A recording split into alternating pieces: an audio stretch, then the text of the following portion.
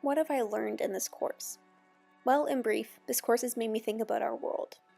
Technological innovation seems to be what we, as humans, are driven towards, and we seem to accept all the negative side effects that come with it.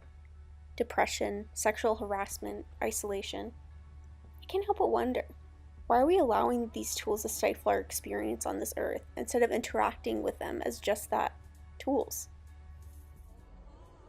We're surrounded by these tools, at home, on our beds, surrounded by things that make it easier to incorporate these technologies into our routines.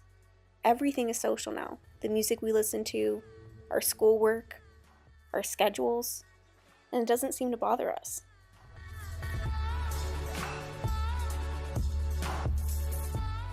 Although we know that the chronic use of technology and social media tools and platforms leads to adverse physical and psychological effects for us and those around us, we continue to allow them to do so.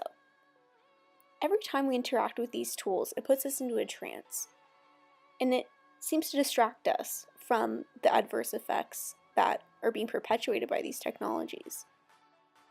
Another thing that I've begun to think about when I'm interacting with these tools is how intentional all the things that I see online are. Someone, somewhere, purposely wrote, coded, designed everything that I'm seeing. They designed my experience on their platform, intentionally putting things on my path for me to interact with. It's kind of scary. And there's always seems to be something that relates back to another platform. So you can't escape. I mean, let's say that if I didn't have Facebook, I'd be constantly bombarded with reminders that I somehow should have Facebook, and that in the absence of that, I wouldn't be able to interact and have the full experience. It seems like a vicious cycle. The creators of these technologies have access to the same information about the adverse effects of the tools, and yet they seem to encourage those effects by perpetuating the sense of anxiety that you get without being able to know what other people know.